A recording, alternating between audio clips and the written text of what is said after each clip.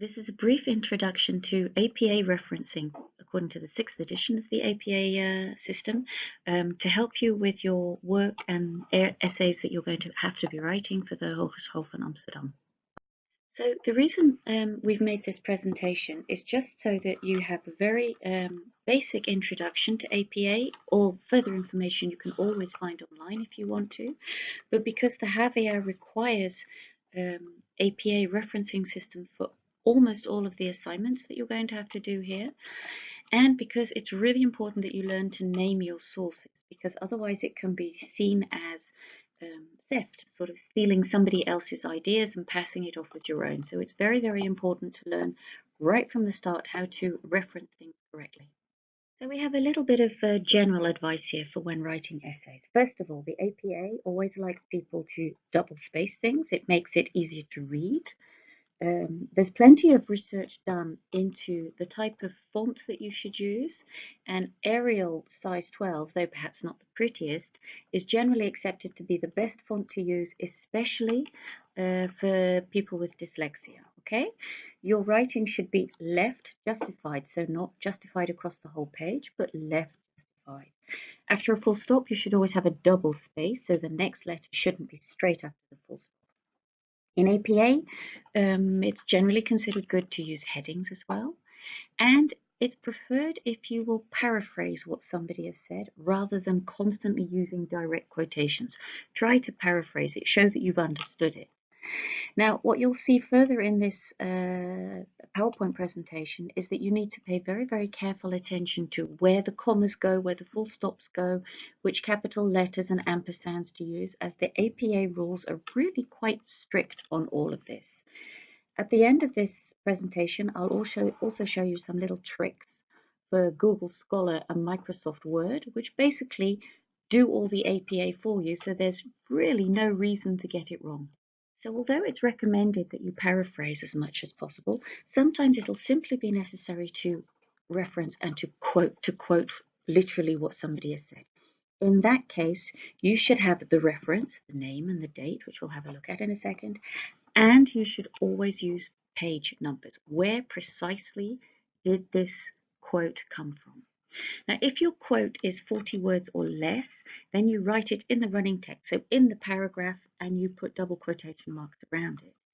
If your quote is more than 40 words, then it should have its own separate little paragraph. It should be in a block quotation, and you should indent it, okay? The full stops and commas go inside the quotation marks for a quote.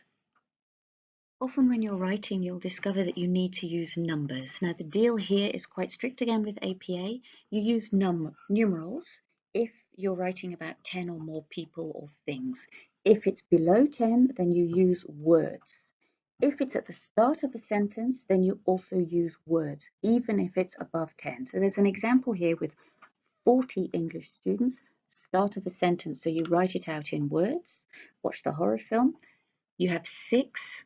We're petrified at 6 in words because it's below 10, and 34 in numerals because it's above 10 and it's in the middle of the sentence. Okay, I hope that example is clear enough. Now into the nitty-gritty of APA. You shouldn't use footnotes or endnotes with APA, right?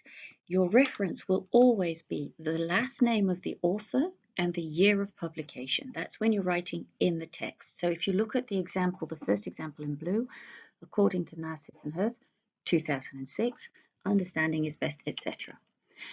The complete reference, Narcisse and Hirth, and the name of the book or whatever it is that they wrote has to be in the reference list at the end, so not in the text. You don't write the name of the book and everything in the text itself. The names have to be capitalized, fairly logical, and you'll notice that it has the word "and" between their names. In the running text, you use the word "and." If it's in brackets, you can use the ampersand. So if you look at the second example, it says feedback in teacher education, etc., etc.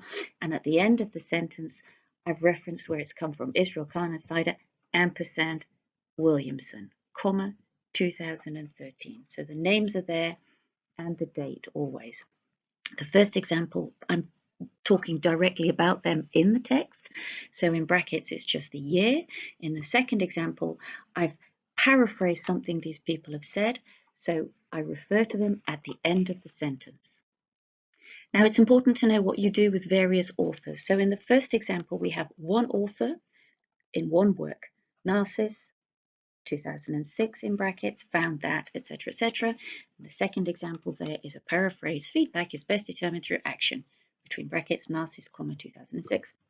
What do you do if there are two authors? Again, Narcissus and Hertz reported that, and at the second version is the paraphrase. Feedback is best determined through action, Narcissus, ampersand, Hertz, 2006. Now, if you have three or more authors, 3, 4, 5, 6 authors, the first time you mention them, you cite them all. So you'll see the first example says Narcissus, Hertz, Hattie, and Timperley. After that, you just use the first author and you say Narcissus et al. Stop 2006. Et al. Is obviously, for those of you who didn't study Latin, that's from the Latin and means sort of and the rest. And it must be et al. Full stop, and then between the brackets the year. Okay? First time you mention them all, and after that you just mention the first author. Now, sometimes I may have two quotes, two references that say more or less the same thing, in which case you put them alphabetically by title in your reference list, and in your text you do it by year. So Narcissus and Hertz 2006, Hattie and Timperley 2007, and it's divided with a semicolon. And at the very end of your work, you should have a reference list on a separate page. It needs to have its own page. Please note it's not called a bibliography. It's not called works cited. It's called references with APA. In this, you list all the sources you've referred to in your text. So not just everything you've read, but only the things you specifically referred to and referenced in your text. It must be listed alphabetically by the first author. You use the last name and initials. If you've read two things by John Smith, then you start with John Smith 2006, John Smith 2007, etc. So you do it in order of publication date. So I said that there are easier ways of doing it, but it's important to know the rules of APA, and you can find all the information online. But we have enough available to help us. So a little bit of first aid. This will help you and help you prevent you getting things wrong. If you go to scholargoogle.com and you look for something, now in this case I was looking for Narcissus and Hertz that I talked about constantly. Underneath you'll see two little quotation marks. You can click on that to copy the citation in APA format. What you see here is the pop-up. So you have MLA, APA, Chicago, etc. You go to the APA format and you can copy that, and it says here paste, but it's paste it into your reference list. Easy peasy, it's all done for you. Even easier, you have Microsoft Word. Imagine I want to insert a citation where I've put the yellow there, so slap bang in the middle of that yellow. What I do is I click in Word on Reference and then Insert Citation. Then I get a little pop-up and I have to say create a new citation if I've not already put the reference there. And then I have to complete the information. I can copy and paste the information that I got from Google Scholar, for example, on Narcissus and Hertz. And it says next to Insert Citation, it says style, and I have to make sure that I switch that to APA. There are all different sorts of styles there. You need to make sure that you have it switched to APA. Okay, so this is the little pop-up that I get, and when I said I want a new citation, at the top you'll see type of source. Is it a book? Is it a journal? Now here I've used, for example, Geertsen van Kralingen, Handboek voor Leraren. I can copy the citation in Google Scholar, and then I can stick it in here, Handboek voor Leraren, the year, the city, the publisher, etc. And then when I click on OK, you'll see that it's pasted into the text in the middle where I wanted it.